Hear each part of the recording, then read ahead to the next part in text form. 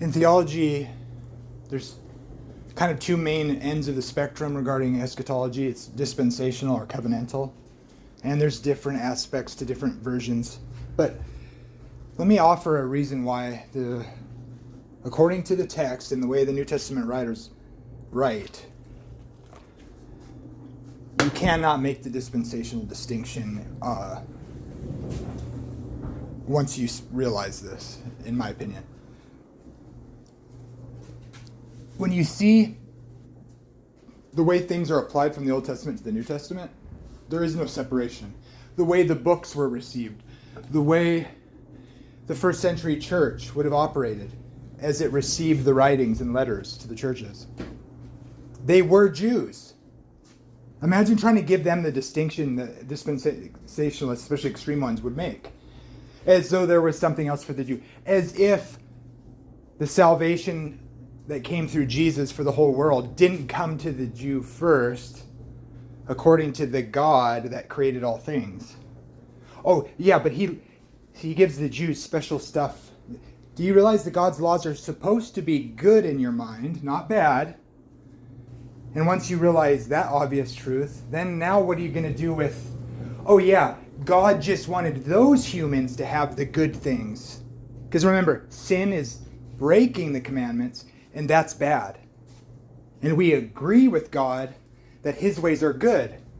And we love him even more because of his mercy. But there's this idea in Christianity that God's commandments that reflect his character are somehow bad. I've tried to go halfway with you. I've tried to say, yeah, okay, the condemnation that was so strict from the Old Covenant. And yes, the sacrificial system was obviously a type of Jesus. But I will not compromise the Ten Commandments. They're good, and they existed before Sinai. I think God's food laws should be kept, but I'm not going to condemn you if you don't keep them. I think it's gross if you don't follow the laws. I mean, kind of, I think God's boss.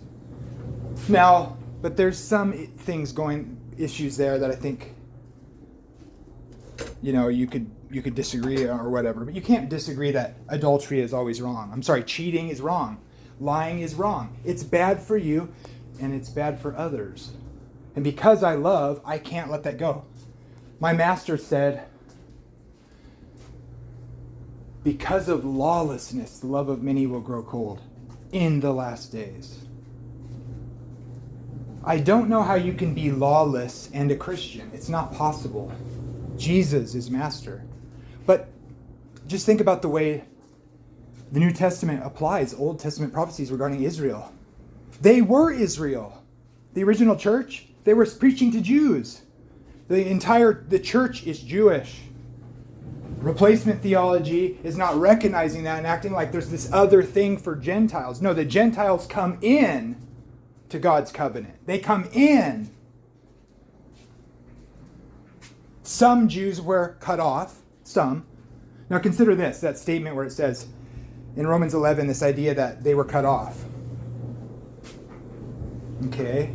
Most people that preach that are certainly like once saved, always saved, but not necessarily. I don't see how you can make that work. How can a whole body of believers, a whole corporate body be cut off? Or it's not the whole body, right? But were they not the ones that were cut off? Are they not called the elect?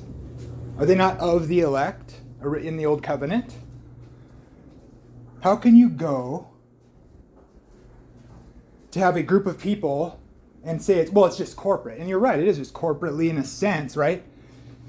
Did they accept their Messiah? No, not through the leadership, but Jesus will establish that. So think about this. If they're cut off, and you say, what were they cut off from? If they're cut off from the New Testament church that's for the Gentiles, and do you believe they have to come into this covenant that was established in the first century, and they're Jews?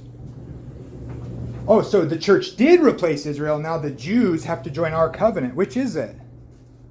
Now, the reality is the new covenant is the thing promised to the first covenant people. And then we get brought in, which was God's plan all along, which is what the mystery is. How God would do that, accomplish that, through the death of the Messiah, but that he'd rise again. That's the mystery. And that would call the nations back to God. And no, it's not identical to the old covenant. Absolutely not. I am not under the law of Moses, as it were. Nobody thinks that, because we can't just copy it whole cloth. I don't care what anybody says. It's not the whole law. It's not the law of Moses, period. You can call it that, because it is that law which they received through Moses in that covenant, and it is the same God. But no, the sacrificial system has been changed. It was a type of Jesus. The fullness is here. Mercy and forgiveness and the Spirit of God has been given. But it's the same God. And you better believe Jesus will forever be the Lord of the Sabbath. So take a day off. You deserve it. And God deserves that honor.